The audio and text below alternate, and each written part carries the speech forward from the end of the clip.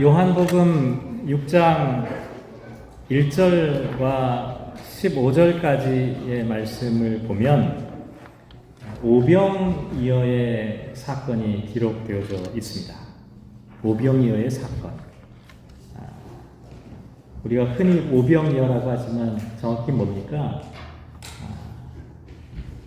물고기 2마리와 떡 5개로 5,000명의 사람을 먹이신 그 같은 기적이죠. 이 사건은 4개의 복음서 마태, 마가, 누가, 요한복음 모두에 기록된 유일한 기적입니다.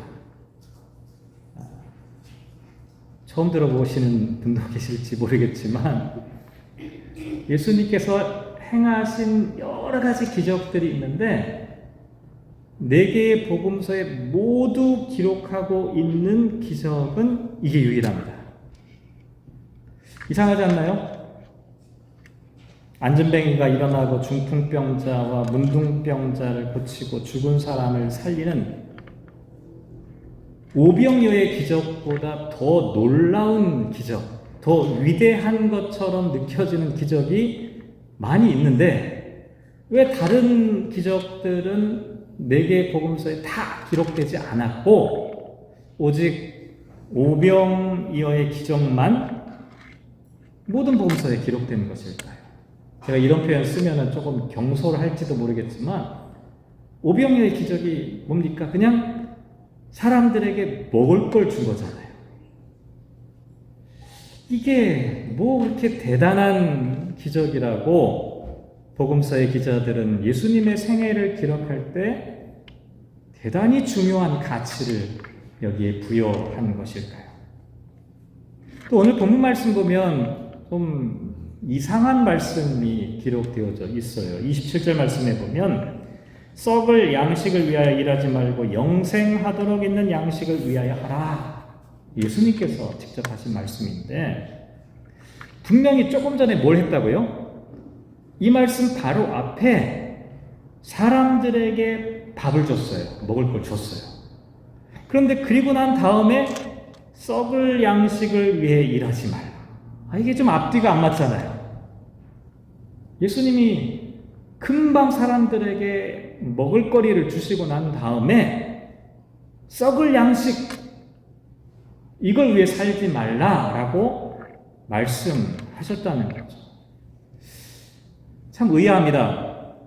이렇게 말씀하실 거면 왜 오병이어의 기적을 일으키신 걸까요? 그럴 필요가 없을 거잖아요. 이게 썩을 양식이잖아요. 오병이어. 어차피 먹고 뱃속에 들어가면 화장실로 다 나오면 쓸모없는 것이 되는데 영생하도록 있는 양식이 아니잖아요. 이 관계가 좀 애매합니다. 예수님께서 행하신 오병이어의 기적의 의미는 과연 무엇이고 지금 오늘 본문 가운데서 예수님께서 말씀하시는 하나님의 떡, 생명의 양식, 영생하는 양식은 과연 뭘 얘기하는 걸까요? 오늘 본문 말씀을 조금 그 흐름을 먼저 설명을 드리도록 할 텐데 우리가 함께 읽은 24절 말씀을 보면 이렇게 시작을 합니다. 무리가 거기 예수도 안 계시고 제자들도 없음을 보고 곧 배들을 타고 예수를 찾으러 가버나움으로 갔다. 이렇게 말합니다.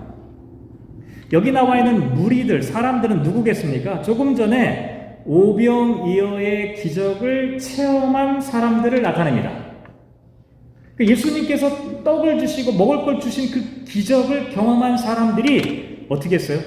예수님을 찾아서 배들을 탔어요. 배가 한 대가 아니라는 겁니다. 여러 배를 나눠 타고 예수님을 쫓아간 겁니다. 어디까지요? 가버나움까지 쫓아왔어요. 또 25절 말씀에 보면 이 사람들이 예수님을 부를 때 뭐라고 불렀냐면 랍비라고 불렀습니다. 무슨 의미가 있을까요? 이 사람들은요 보통 사람들이 아니에요. 가만히 머물러 있는 사람들이 아니라 열심히 있는 사람, 열정적인 사람들, 예수님을 찾아다니는 사람들이었고요. 예수님을 존경하는 사람들이었습니다. 그런데 예수님께서 이들에게 대하는 태도가 조금 이상합니다. 26절 말씀에 보면 예수님께서 이 무리들을 향해 뭐라고 말씀하셨냐면 너희가 나를 찾는 것은 표적을 본 까닭이 아니요 떡을 먹고 배부른 까닭이다 라고 말씀하셨습니다. 이 말씀도 좀 이상해요. 표적을 본 게 아니다. 예수님 말씀하셨는데 바로 앞에 무슨 말씀 기록되어 있는지 아세요? 14절 말씀을 보면 이렇게 말씀하고 있습니다. 그 사람들은 무리들입니다. 예수께서 행하신 이 표적을 보고 말하되 이는 참으로 세상에 오실 그 선지자라 이렇게 표현합니다. 예수님께서는 분명히 이 무리들이 표적을 보지 못했다라고 말씀하셨는데 요한복음 기자는 이 사람들이 표적을 봤다 이렇게 말하고 있어요. 뿐만 아니라 예수님을 향해 뭐라고 표현하고 있냐면 세상에 오실 그 선지자, 유일한 선지자, 하나님의 특별한 선지자. 누가 얘기했냐면 무리들이 얘기한 내용입니다. 왜 이런 차이가 생기는가요? 예수님은 이 사람들이 표적을 못 봤다라고 얘기했는데 이 사람들은 표적을 봤다라고 말하는 까닭은 서로 생각하는 이 표적의 의미가 달랐기 때문입니다. 무리들에게 오병이어의 기적은 먹을 양식의 문제를 해결해 주는 표적이었습니다. 먹을 걸 해결해 주는 거예요.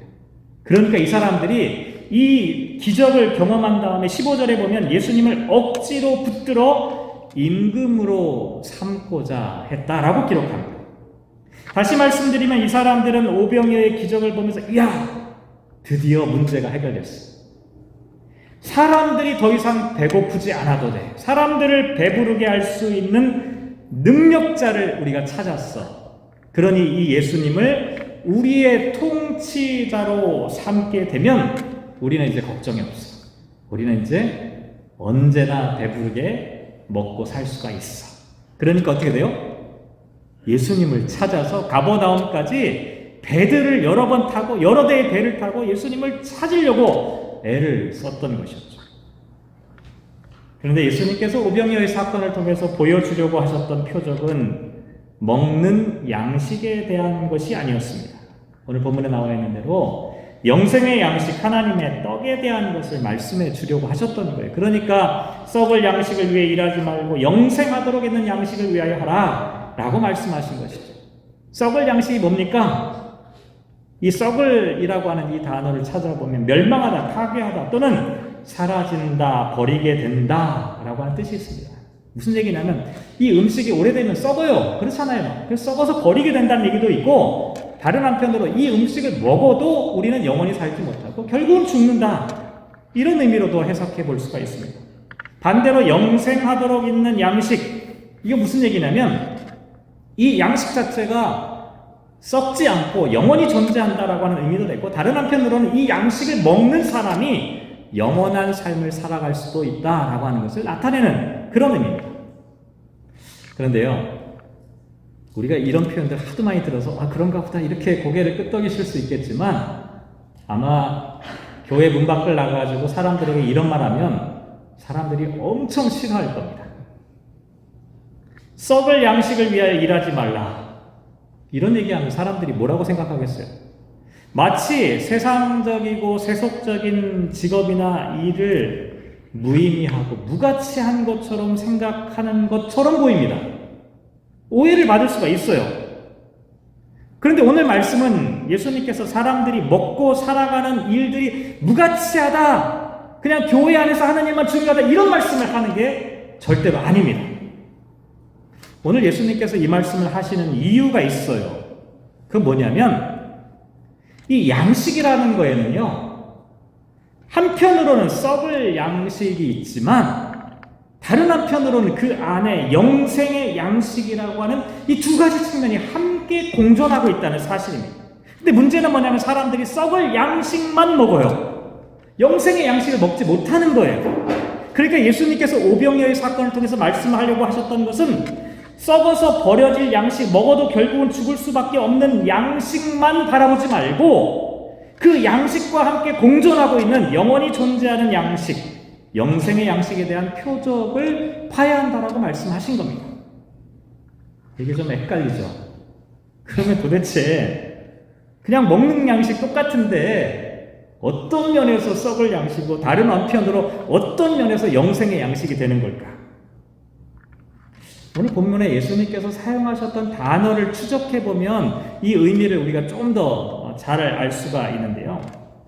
오늘 본문 27절에 보면 예수님께서 사용했던 양식이라는 이 단어는 헬라어로 찾아보면 브로신이라고 하는 단어로 되어 있습니다. 브로신, 이건 뭐냐면 말 그대로 푸드예요. 그냥 음식이에요. 그냥 음식이에요.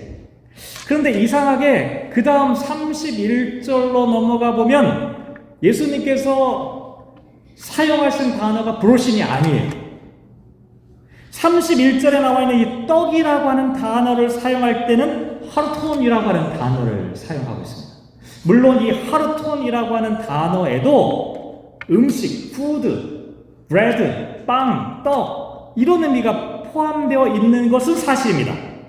그런데 여기에는요 또 다른 의미가 있어요. 그게 뭐냐면 디바인 프로비전이라고 하는 신적인 공급을 포함하는 그런 의미가 있어요.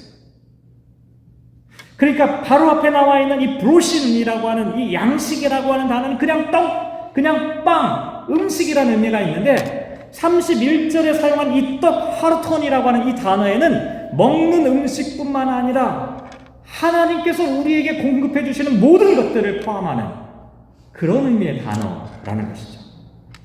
또 하나요. 예수님께서 사용하셨던 언어가 어떤 언어입니까? 히브리어도 아니고 헬라어도 아니에요. 예수님께서 사용하셨던 언어는 아람어를 사용하셨습니다. 그럼 아람어로 예수님께서 이 당시에 직접 사용하셨던 그 아람어로는 도대체 이 떡이라는 단어가 뭘까? 라크마라고 하는 단어로 되어 있습니다. 근데 이 단어도요, 이 단어의 용례를 찾아보면 분명히 한편으로는 음식, 양식, 빵이라고 하는 뜻이 있는 것이 사실입니다. 그런데 또 다른 의미가 있어요. 이 라크마라고 하는 이 단어에는 이해, 도움, 지혜, 더 나아가서 위대하신 어머니, 돌보시는 분이라는 의미가 포함되어져 있어요. 자, 다시 한번 정리해 볼게요. 예수님께서 처음에 사용하신 단어는 양식이라는 단어였습니다. 근데 그 다음부터는 떡이라는 단어로 바꾸셨어요. 왜 그랬을까요? 이 떡이라고 하는 단어 가운데 이 하르톤, 이 라크마이라고 하는 이 단어 가운데는 그냥 먹는 음식도 있지만 동시에 하나님께서 공급하시는 영적인 양식이라고 하는 의미도 함께 포함되어져 있는 단어이기 때문입니다. 주기도문에 보면 우리 이런 기도문이 나오죠. 마태복음 6장 11절에 보면 오늘 우리에게 일용할 양식을 주시오. Give us our daily bread 이렇게 나와 있습니다. 여기 나와 있는 bread, 우리말로는 양식 이렇게 번역했잖아요. 근데 여기 나와 있는 이 bread, 이 양식이라는 단어가 헬라어를 찾아보면 뭘까요? 하르톤입니다. 하르톤입니다. 그 다음에 예수님께서 또 주기도문을 가르쳐 주신 그 바로 직후에 또 뭐라고 말씀하셨냐면 마태복음 6장 31절을 보면 무엇을 먹을까, 무엇을 마실까, 무엇을 입을까 염려하지 말라. 이런 염려는 누가 하는 거예요? 이방인들이나 하는 것이다. 잘 생각해 보세요. 주기도문에서는 너희들 이렇게 기도해야 한다 라고 할 때 기도를 가르쳐 줄 때는 일용할 양식을 위한 날마다의 양식을 위해서 기도하라고 말씀하셨는데 그렇게 가르쳐 주셨는데 바로 다음에는 뭐라고요? 야, 먹을 거 걱정하지 마. 입을 거 걱정하지 마. 그런 걱정하는 거 이거 이방인들이나 하는 거예요. 둘 다 모순되는 것처럼 보이죠. 하지만 이것은 절대로 모순이 아닙니다. 왜냐하면 예수님께서 날마다 기도하라고 가르쳐준 일용할 양식이라고 하는 이 단어는 단순히 먹는 음식을 위해서 기도하라는 뜻이 아니기 때문에 그래요. 조금 전에 말씀드린 대로 이 양식 하르톤이라고 하는 이 단어에는 빵이라는 의미도 있지만 동시에 하나님께서 공급해 주시는 양식이라고 하는 뜻도 있다고 말씀드렸어요. 그러니까 예수님께서 이렇게 말씀하신 거예요. 제자들에게 기도할 때 날마다 기도해야 되는 것이 뭐냐? 양식을 위해서 기도해야 되는데 그 양식이 뭐냐? 우리의 삶을 진정으로 도우시는 하나님의 공급을 위해서 간구하고 기도하라라고 말씀해 주신 거예요. 예수님께서 베푸신 오병이어의 기적도 마찬가지입니다. 예수님께서 굶주린 사람들에게 먹을 걸 주셨잖아요. 근데 정확하게 말하자면 예수님께서 사람들에게 주신 것은 하나님의 뜻을 이 땅에서 실현할 수 있도록 일용할 양식을 주신 거예요. 그냥 빵만 주신 게 아니라는 겁니다. 그런데 문제는 뭐예요? 사람들은 그냥 육신의 양식만 먹었던 거예요. 그 양식만 먹고 양식을 줄 수 있는 예수님을 왕으로 삼으려고 쫓아왔던 거예요. 그러니까 예수님께서 이 무리들을 바라보시면서 썩을 양식이 아니라 영생하도록 있는 양식을 먹고 그 양식을 주는 분이 바로 인자, 하나님께서 인치신 예수님 자신이라고 하는 사실을 깨달아라, 이렇게 말씀하셨던 거죠. 흔히 인간을 존엄한 존재라고 말합니다. 왜 그런 줄 아십니까? 인간의 존엄성이라고 하는 것은 인간이 동물적인 본능으로 살아가는 존재가 아니라 하나님의 형상으로 창조되었을 뿐만 아니라 하나님의 뜻을 이루어가며 살아가기 때문입니다. 그래서 인간이 존엄한 거예요. 그런데요, 인류가 문명과 기술이 발달하면서 점점 어떻게 됩니까? 인간의 존엄성이 약해지고 있어요. 더군다나 지금 우리들이 살아가는 이 시대가 어떤 시대입니까? 이 물질주의 시대잖아요. 모든 게 물질로 평가되는 시대를 살아가고 있습니다. 그러다 보니까 어떻게 됩니까? 인간의 가치와 존엄함조차도 물질로 계산되는 세상이 되어버렸어요. 그러니까 뭐만 보여요? 떡 속에 담겨있는 하나님의 이 사랑, 하나님의 공급하심이라고 하는 영적인 이 양식을 사람들이 더 이상 찾으려고 하지 않는, 그냥 떡만 보이는 거예요. 떡이 얼마나 있냐, 빵이 얼마나 있냐. 그 사람들이 떡을 먹고 배는 불러줬지만 인간의 삶에서 가장 소중한 가치를 점점 상실해 가게 되어버렸던 것이죠. 사랑하는 성도 여러분, 저와 여러분이 인간다운 삶을 살아가기에 가장 소중한 것, 그것은 예수님께서 기도하라고 말씀하신 대로 일용할 양식이에요. 일용할 양식. 그냥 먹는 것과 함께 그 양식 가운데 담겨져 있는 생명의 양식을 발견하는, 이것이 우리에게 꼭 필요한 겁니다. 인간은 먹기 위해 살아가는 존재가 아니라 살아가는 과정 중에 먹는 것이 필요한 존재입니다.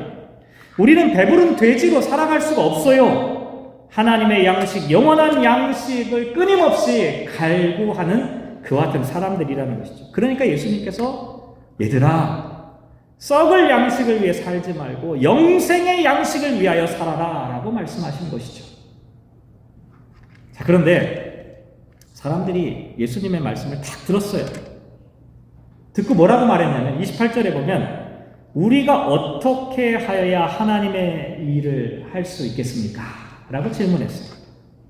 썩을 양식을 위해 살지 않고 영생의 양식을 살려면, 영생의 양식을 먹기 위해서는 도대체 뭘 어떻게 하면 좋겠습니까? 그러면서 이제 예를 들었던 게 뭐예요? 출애굽기 16장 4절에 나와 있는 말씀을 인용하면서 우리 조상들은 광야에서 만나를 먹었습니다.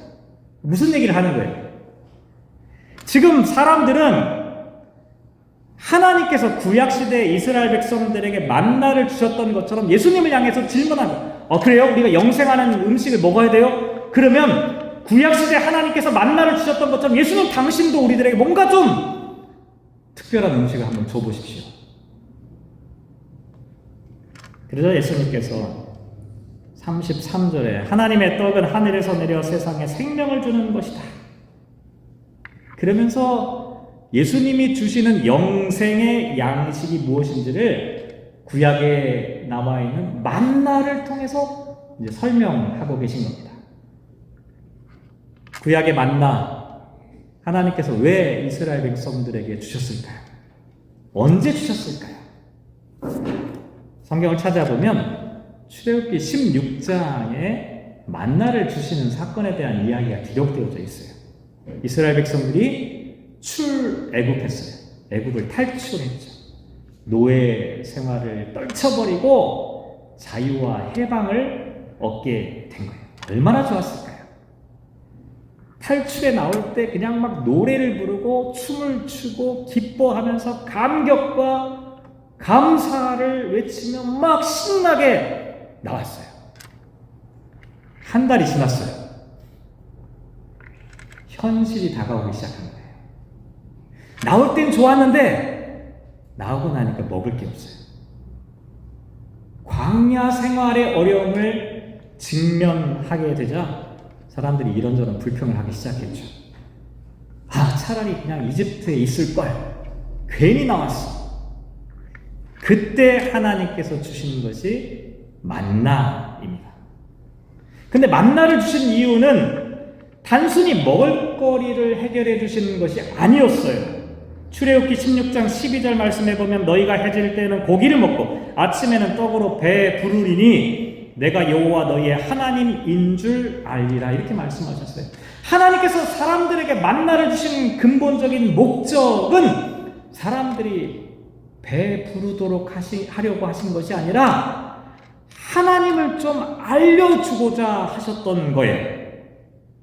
또 신명기 8장 3절에 보면 만나를 내게 먹이신 것은 사람이 떡으로만 사는 것이 아니요 여호와의 입에서 나오는 모든 말씀으로 사는 줄을 내가 알게 하려 하심이다 이렇게 말합니다.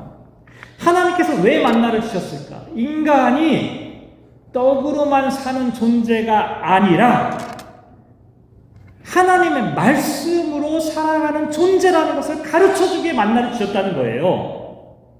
그러니까 만나는요 그냥 먹을 걸 주신 그런 기적이 아닙니다. 제가 생각할 때요 만약에 먹을 걸 주시는 기적을 하나님께서 이스라엘 백성들에게 주려고 하셨다면 제가 생각할 때 그냥 알약 하나씩 줄 거예요. 알약 하나 먹으면 40년 동안 안 먹어도 돼. 이게 기적 아닐까요? 이게 진짜 기적이죠. 하나를 먹고 40년 동안 광야에서 배 안 고파요. 목마르지 않아요.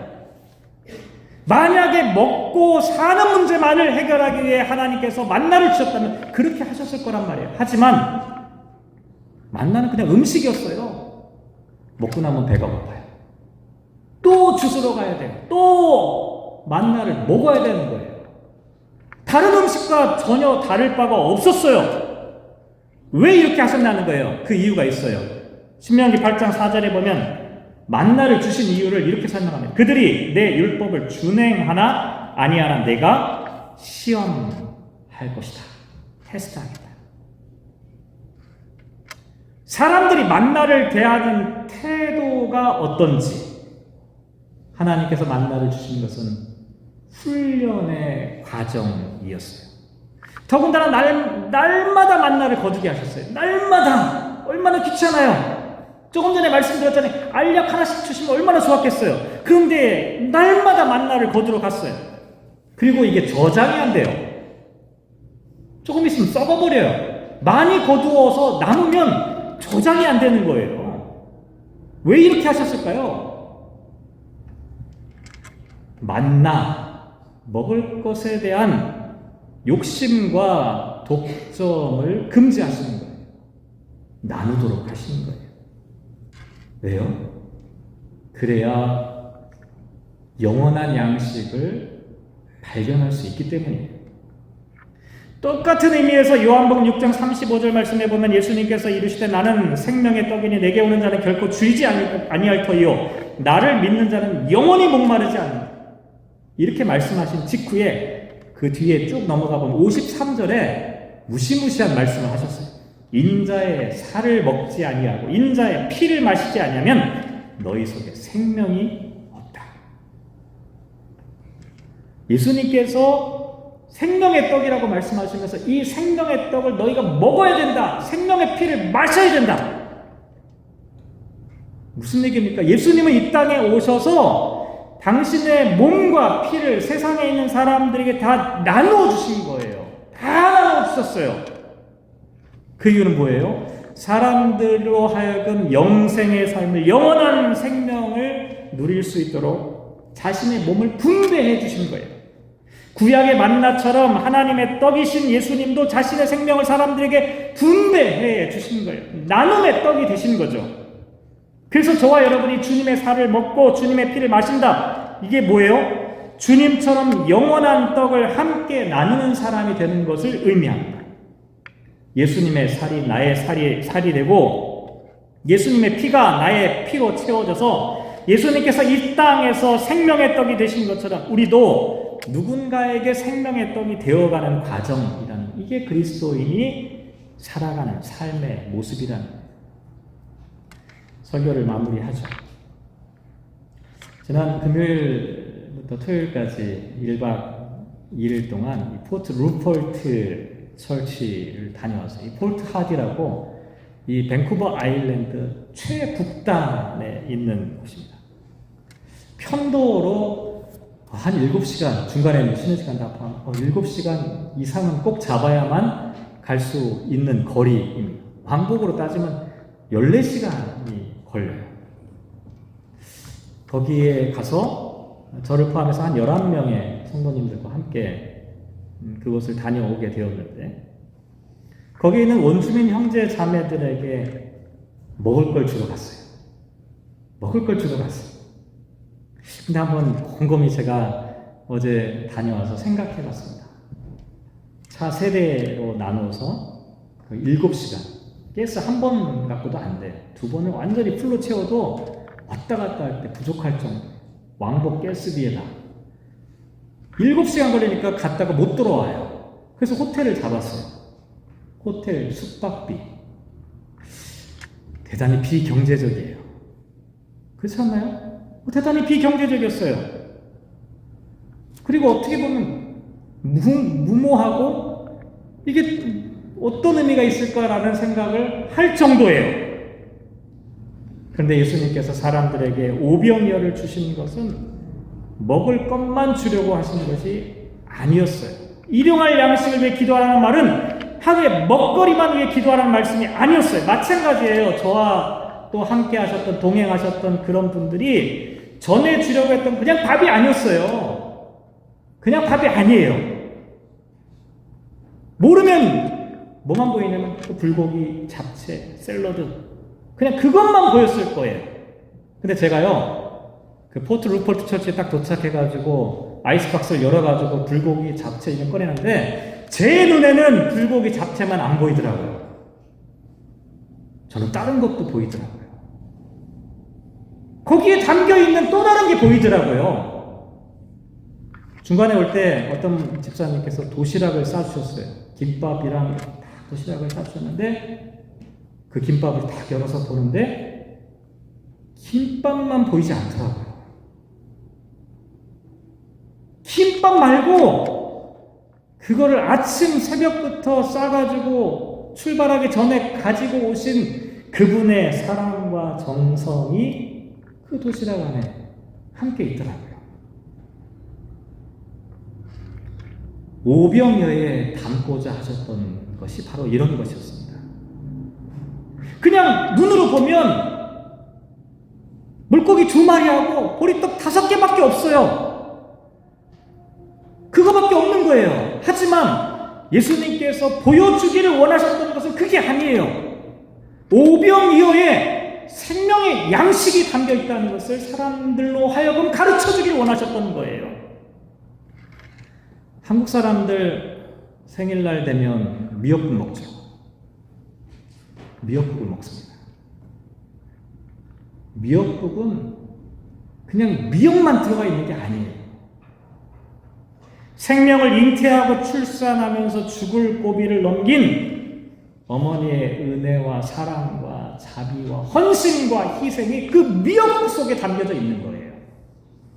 그러니까 그 밥 한 그릇에는 그냥 밥만 있는 게 아니라 그곳에는 보이지 않는 양식이 담겨. 이게 라크마입니다. 이게 헐톤이에요. 예수님께서 베푸신 오병이어, 그냥 오병이어가 아닙니다. 그 안에 생명의 양식, 영생의 양식이 들어있었던 거예요. 눈을 뜨고 그 생명의 양식을 알아차리라고 말씀하셨던 것이죠. 교회는 어떤 의미에서 보면 밥을 주는 곳입니다. 밥을 줘야 돼요. 우리 청년들한테 밥을 줘야 돼요. 근데 그 밥 속에 뭐가 담겨 있어야 하냐면 그 밥 속에 사랑과 헌신과 감사와 하나님의 은총과 자비가 그 안에 담겨 있을 때 그 밥이 그 사람들로 하여금 영원한 생명의 삶을 살아갈 수 있도록 하는 겁니다. 간절히 바라기는 저와 여러분, 우리 교회가 예수님께서 이 땅에 밥으로 오셨어요. 예수님께서 떡이 되어 오셨어요. 자신의 몸을 다 찢어가지고 사람들에게 주셨어요. 교회는 그분을 추종하는 사람들의 집단입니다. 저와 여러분도 이 세상에 밥을 주는 사람, 생명의 양식을 그 밥 속에 담아낼 수 있는 사람, 그런 교회가 되면 참 좋겠습니다. 기도하겠습니다.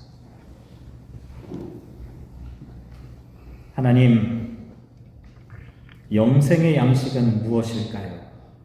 하나님의 떡은 과연 어떤 종류의 음식일까요?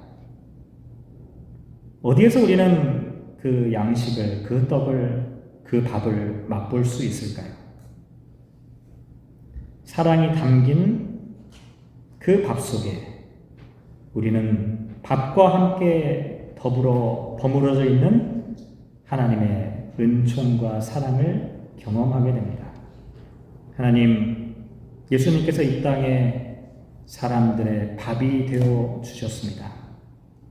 우리도 이 땅 가운데 살아가며 사람들에게 생명의 양식을 나누어 주는 그와 같은 삶을 살아가게 하여 주십시오. 그저 육신의 먹거리만 채우기 위해 급급한 삶을 살지 않고 우리의 먹을 양식 가운데 하나님의 사랑과 자비도 함께 곁들어지게 하여 주십시오. 함께 하시기를 간절히 소망하며 이 모든 말씀 예수님의 이름으로 기도합니다. 아멘.